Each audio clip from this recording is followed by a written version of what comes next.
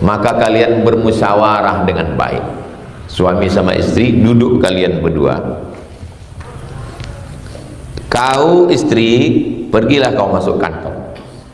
Adapun dari pagi sampai kau pulang, biarlah aku menjaga anak ini. Tapi istri juga mesti tahu diri. Nanti kalau pulang, jaga anak itu. Bilang ke suami itu, aku sebetulnya bang, karena takdir Allah saja aku ini PNS masuk kantor. Karena takdir Allah saja aku ini jadi pegawai. Nanti sampai masanya kau dapat kerja, kaulah kepala rumah tangga. Walaupun yang dapat gaji bulanan aku duit, tapi sebetulnya duit ini dari Allah Ta'ala. Besarkan hati dia, besarkan jiwa. Kalau tidak nanti jangan mentang-mentang istri kerja, suami tak kerja. Cuci, pel lantai, anak mandikan, ganti pempes, buatkan teh. Hilang kepercayaan diri.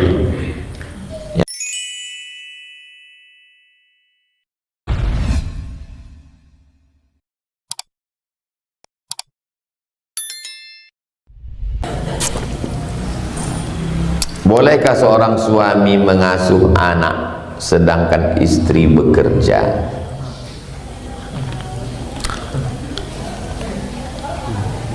Tapi kalau malam saya bekerja dan ibu sudah pulang, jadi anak sekarang yang menjaganya. Tapi banyak cakap orang yang tidak baik. Bagaimana menurut pendapat Ustaz? Aslinya perempuan itu di rumah, tidak bekerja. Waqarna fi buyutikunna, wahai perempuan kamu di rumah. Perempuan, kamu di rumah menjaga anak, mengurus keluarga. Suami yang bekerja. Kalau aturan Allah ini dirubah, suami yang di rumah, istri yang bekerja, nanti akan terjadi kekacauan. Istri kalau dia punya duit, dia lebih dari suami, yang bermasalah nanti bukan istri. Suami akan mengalami masalah psikologis. Dia kehilangan kepercayaan diri.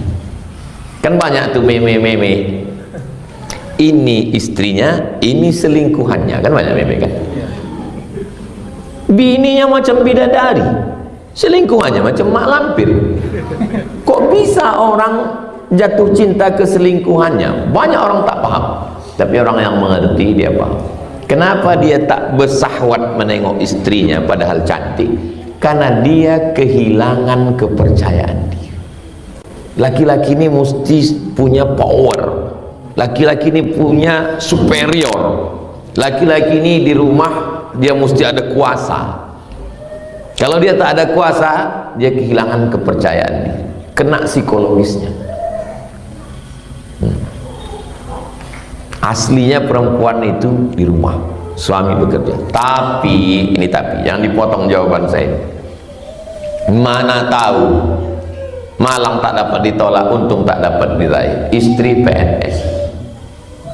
Kemudian suami karena satu dan lain hal belum ada dapat kerja. Dulu pernah punya perusahaan, sekarang begini. Maka kalian bermusyawarah dengan baik. Suami sama istri duduk kalian berdua. Kau istri, pergilah kau masuk kantor. Adapun dari pagi sampai kau pulang, biarlah aku menjaga anak ini. Tapi istri juga mesti tahu diri. Nanti kalau pulang, jaga anak itu. Bilang ke suami itu, aku sebetulnya bang, karena takdir Allah saja aku ini PNS masuk kantor. Karena takdir Allah saja aku ini jadi pegawai. Nanti sampai masanya kau dapat kerja, kaulah kepala rumah tangga. Walaupun yang dapat gaji bulanan aku duit, tapi sebetulnya duit ini dari Allah Ta'ala. Besarkan hati dia, besarkan jiwa. Kalau tidak nanti jangan mentang-mentang istri kerja, suami tak kerja. Cuci, pel lantai, anak mandikan, ganti pempes, buatkan teh. Hilang kepercayaan diri. Yang pertama, dia bisa berselingkuh karena dia bernafsu menengok orang lain. Ke istrinya dia kehilangan karena tak punya kepercayaan diri. Yang kedua, bisa-bisa dia mati cepat.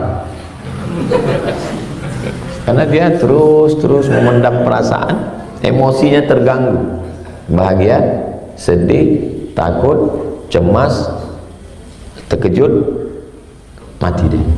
Makanya angka kematian laki-laki lebih tinggi dari perempuan, karena kalau perempuan dia bisa dikeluarkannya dengan cakap. Kalau laki-laki tak bisa, laki-laki ini diam habis itu mati. Iya, laki-laki ini tak bisa diungkapkannya dengan cakap. Maka ibu kalau punya anak laki-laki, banyak orang mengatakan mudah jaga anak laki-laki. Oh enggak, laki-laki ini emosionalnya komplit. Kalau perempuan bisa dilepaskannya dengan belanja. Itu kenapa perempuan itu kalau ke pasar dia lama berputar. Kalau dia bercakap, karena dia bisa. Kalau laki-laki enggak, laki-laki ke pasar beli apa? Beli ayam pulang.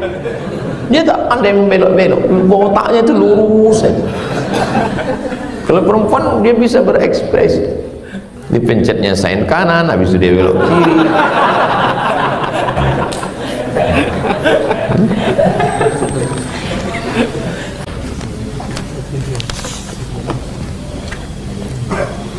Keluarga dari istri saya tinggal di rumah saya, tapi tidak sholat, padahal sudah dinasehati. Bagaimana sikap saya, Pak Ustaz? Panggil keluarga dari istri, walinya, ayahnya, atuknya kalau masih hidup, abang ayahnya, adik ayahnya, abang dia, adik dia, duduk wali-wali ini, lalu omongkan, aku di rumah ini kepala rumah tangga, dan menurut ajaran Islam, beda antara orang kafir dengan orang Islam adalah tarkus sholat. As-salatu imaduddin. Aku juga mengajarkan ke anakku, ke istriku di rumah ini sholat, Pak. Jadi tolonglah keluarga kalian ini, kalau aku nanti yang ngomong tersinggung kalian, maka aku panggillah kalian. Berani tidak ngomong gitu? Kalau tak berani, potong video ini, sampaikan ke dia. Saya yakin kalian berani mengomong gitu, cuman menghadapi istri ini takut. Nggak apa-apa, jangan didiamkan. Karena kalau kita segan, kenapa suami tidak ngomong ke keluarga ini? Karena takut. Pas pembahasan kita sebut, takut. Nanti kalau aku ngomong ke dia, biniku tersinggung, mertuaku tersinggung, apalagi rumah itu dari mertua pula.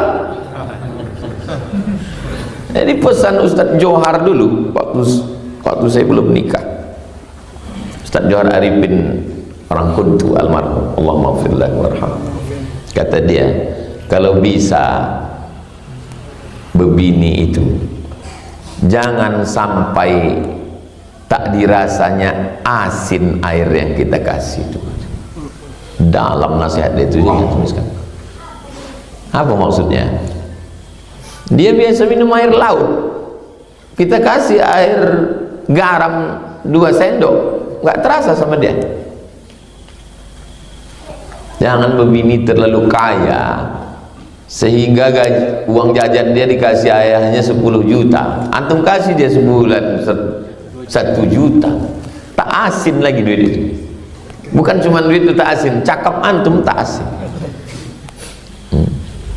Tapi kalau memang sudah takdir, gimana lah. Nah, jadi kalau bisa antum di rumah itu berkuasa. Bagaimana cara laki-laki berkuasa? Ya dijaga haibah. Istri ke antum itu bukan khauf. Nah kalau khauf, anxiety dia nanti. Istri ke antum itu adalah haibah. Antum punya wibawa.